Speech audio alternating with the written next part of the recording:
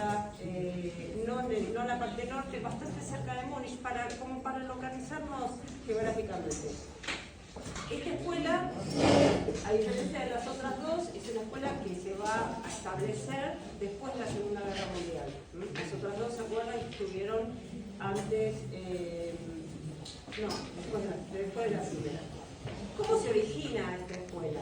¿Sí? Esta escuela, a partir de la iniciativa de Ingersoll y los Eilers, los medios por un montón, y otra serie de grupos intelectuales, en particular Inge, eran judíos, habían sido, su hermano había sido matado por los nazis, y un poco en honor y en homenaje al hermano, intenta crear, va a empezar las gestiones para fundar una escuela, hay un instituto de enseñanza y de investigación que intentara, ¿sí?, de alguna manera, colaborar con la reconstrucción de esta Alemania destruida, pero no reconstruir no solamente física, sino también moralmente.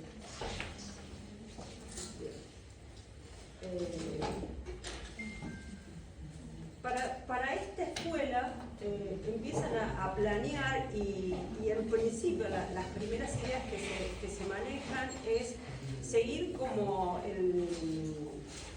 la trayectoria de la Bauhaus. ¿Se acuerdan que la Bauhaus fue cortada en su desarrollo por los nazis, que toman finalmente, pero no solamente tomar la escuela, sino toman todo el control de la Alemania? Y se conectan con Max Bill, que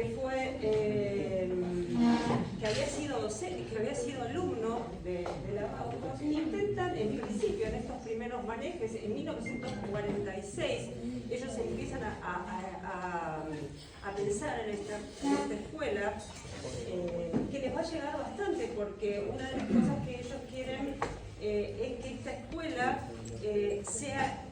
va a estar fuera de la formación universitaria, es un terciario, pero va a estar fuera del orden de la educación estatal, ¿sí? Va a ser un instituto separado de educación terciaria. Entonces, en esta idea quieren, para no recibir subvención del Estado, porque ellos consideraban que eso los iba a atar un compromiso político no deseado, más que nada por las historias que tenían de los nazis, empiezan a buscar fondos, ¿sí? Recursos, y finalmente se van a lograr, antes de pasar esto, van a lograr que, sobre todo el gobierno de Estados Unidos, le participe en fondos, aunque sea al principio, porque ellos creían que con su matrícula de alumnos y con el financiamiento que después vamos a ir a ver con los recursos que iban a obtener de los trabajos que iban a hacer los alumnos, iban a poder solventarse. Pero ¿de dónde venimos? ¿Sí? ¿En qué años estamos? Estamos en Alemania. Pasamos la Segunda Guerra Mundial, una guerra total, ideológica, de exterminio masivo, ¿sí? Recuerdan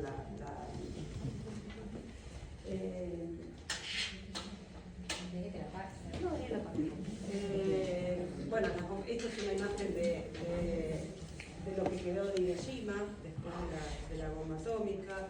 Fíjense los números, ¿sí? Los números de esta guerra. En total hubo 54 millones de muertos y casi la misma número de emigrados de Europa, de gente que tuvo que escapar porque si no iban a morir, porque bueno, acuérdense que los nazis perseguían a los afrodescendientes, a los judíos, a los gitanos, a todo aquel que no pertenecía a los gays, no sé si los dije, los homosexuales. Entonces todo aquel que no pertenecía a los criterios de la raza aria eran perseguidos y finalmente los terminaban o los mataban directamente o iban a los campos de concentración y que en definitiva eran campos de exterminio. Estas son algunas imágenes de los campos de exterminio que se dieron, no bien cuando empieza la guerra, sino ya a finales de la guerra, cuando se da más directamente. Himmler va a ser la mano derecha de Hitler en este plan de exterminio masivo, en esta racionalización de la muerte, ¿no? Todo un proceso que tenían, fíjense que van más de 1 millón de personas asesinadas en los campos y más de 6 millones de judíos muertos. Esa, la imagen del medio, no sé si saben esa frase, ¿sí? ¿La han visto alguna vez? Es de la entrada de Auschwitz, ¿sí? Y traducido dice el trabajo liberal, ¿sí? Fíjense la ironía de esto, ¿no? Porque en realidad los hacían trabajar hasta morirse de hambre y, bueno, finalmente se morían de hambre y eso era la liberación que ellos consideraban. Fíjense la ironía, ¿no? De esta gente y de la maldad. Incluso en la primera vuelta del nazismo, justamente los que los hacían, los convocaban como con supuestos primero los marcaban, tenían una insignia, específicamente los judíos, bueno, todas estas minorías, y después los traían falsamente como para llevarlos a trabajar. Sí. Sí. A veces algunos directamente morían en la cámara de gas que estaba en el tren, ¿no? Pero bueno, una vez que termina esta guerra, afortunadamente, Alemania queda tomada, sí, dividida, el territorio de Alemania queda dividido en los países que ganan la contienda. Y empieza este plan de reconstrucción de toda Europa, y uno de los planes más importantes que se va a conocer como el Plan Marshall, que es el nombre que toma que es del secretario de Estados Unidos en esos años, que deciden poner dinero para reconstruir Europa, ¿sí? Y a través de este plan Marshall es donde encuentra este nudo, ¿sí? Estos intelectuales que tenían interés en fundar la escuela de Ulm. Y realmente a Estados Unidos también le viene bien porque ellos consideran que esto podía ser como un freno, ¿sí? A la barrera comunista que estaba pegada a la otra Alemania, porque la Alemania se divide en dos, ¿se acuerda? Rusia es también ganadora de la contienda, entonces se queda con otra... bueno, esto del origen de la Guerra Fría, que ya lo estuvimos hablando. Entonces para ellos consideran que podía ser un freno en el avance del comunismo. Entonces, como muy a grosso modo, ¿dónde estamos en este origen de la escuela de Ulm? Segunda posguerra, una Alemania ocupada por las fuerzas aliadas, un proceso de desnazificación y democratización, ¿sí? Un proceso muy complejo, porque en realidad hay mucha gente que creía imagínense, el proyecto de los nazis, pero también mucha gente que no le quedaba opción, porque si no también ibas a la muerte. Entonces, un proceso enorme, no solamente de reconstrucción física de las ciudades, sino también de reconstrucción económica y reconstrucción moral, ¿sí? Imagínense que muchas familias destruidas, gente que ha tenido que emigrar, bueno, una cosa, cada vez que uno lo lee sigue impactándose de esta historia. Hasta que fíjense que en 1946, esto que empezó en el 46, finalmente en el 53 recién se pone en funcionamiento. Ese es el nombre, ¿sí? Que se conoce como AHE, hoy fue la en la escuela de Ulm. Una de las cuestiones que recibe a partir de este plan Marshall es el financiamiento para hacer un nuevo edificio, porque también con esta independencia, esta libertad académica, no querían utilizar ningún edificio estatal, ningún edificio universitario, y entonces van a conseguir esos recursos para construir su nueva casa de estudio. Y acá, sí, acá empieza a haber estas ideas que vamos a tratar de desandar en la teórica, ¿sí? Ellos van a poner el foco no en la cuestión artística del diseño, sino en una dimensión política, social y democrática. ¿Cómo lo podemos traducir en esto? Lo vamos a ir viendo en la medida de los productos y los objetos que ellos van haciendo, ¿sí? Entonces estamos viendo a un diseñador que no está pensando en la intuición, en el arte, en la forma, sino pensar en formar un diseñador que tenga un compromiso social y político mucho más importante o diferente. Y algunas preguntas es, ¿qué sentido podemos decir que la escuela en su modalidad del diseño adquiere una dimensión pública? ¿Por qué decimos que el diseño de ULM es un diseño público? ¿En qué medida esto implica un compromiso democrático? ¿Sí? Tal vez todos hayan visto o conozcan objetos de ULM, ¿sí?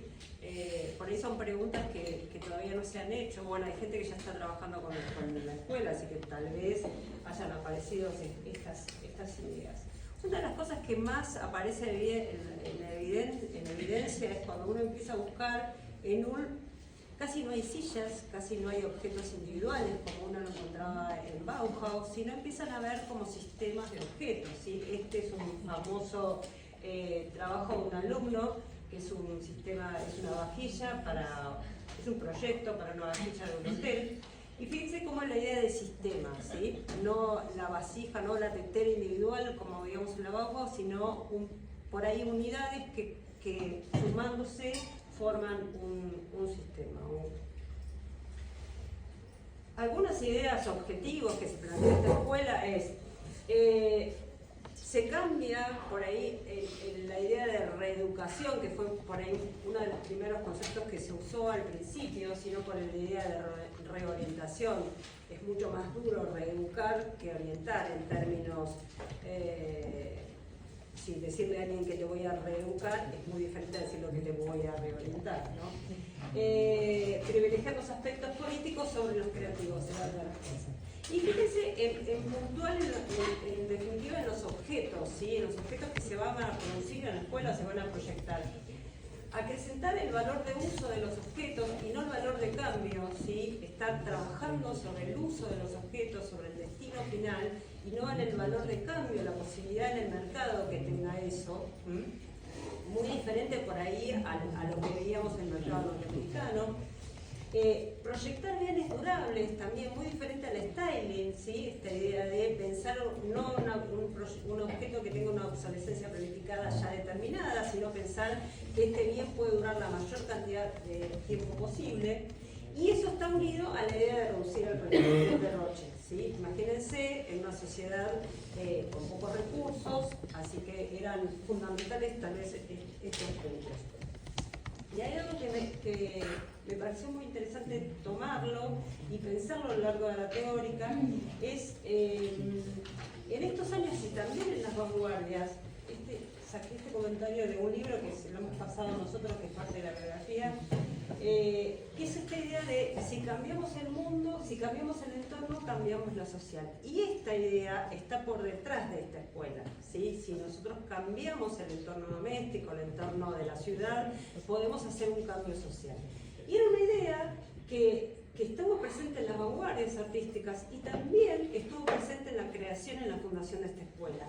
Pensar, tal vez inocentemente, que si yo modifico el mundo de los objetos, puedo modificar, ir más allá de esa modificación, puedo modificar lo social, puedo modificar lo económico, y en realidad ese cambio es una sumatoria de variables que es imposible que a partir del diseño se puedan modificar esas cosas. Pero esta idea fue tal vez, yo creo que fue la base de esta inspiración en la creación de la escuela.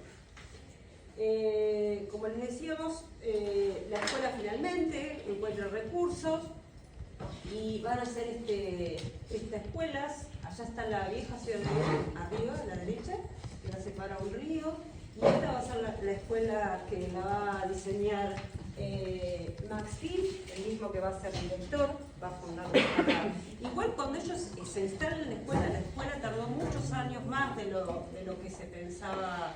Es decir, cuando se instala le faltaban todo lo que eran las aulas de los profesores, los dormitorios de los profesores, faltaba bastante. Pero fíjense esta idea de monasterio, de estar en una colina, alejado de la ciudad.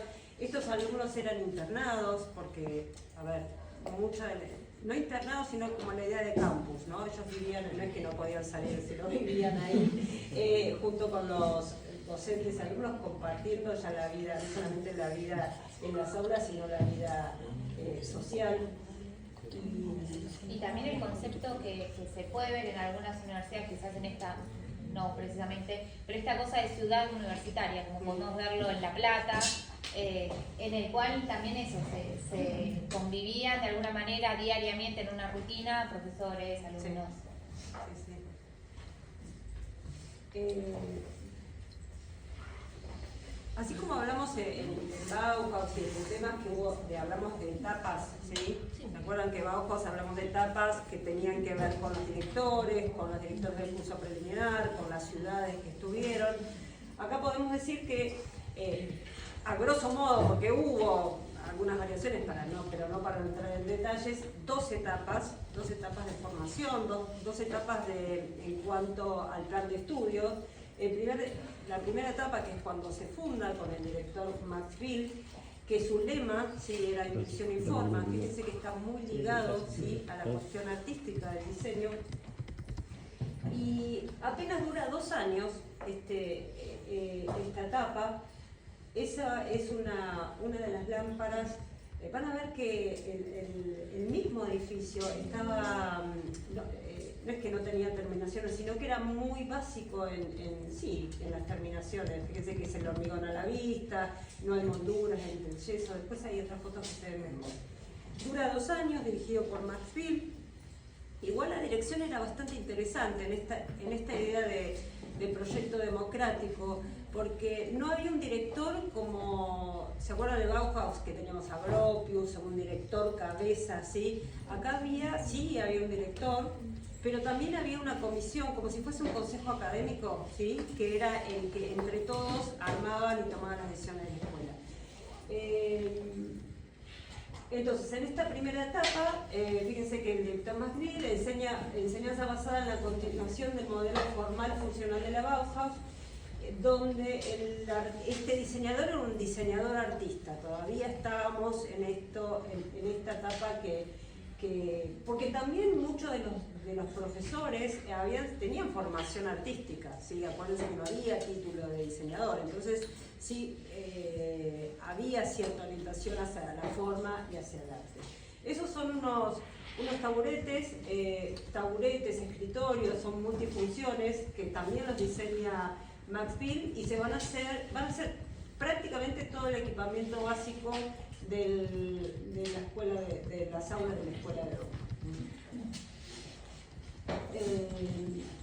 Esto yo intenté encontrar si este de la derecha era realmente el plan de estudios como se presentaba o fue una comparación. No lo tengo, así que no me hagan esa pregunta porque no la sé.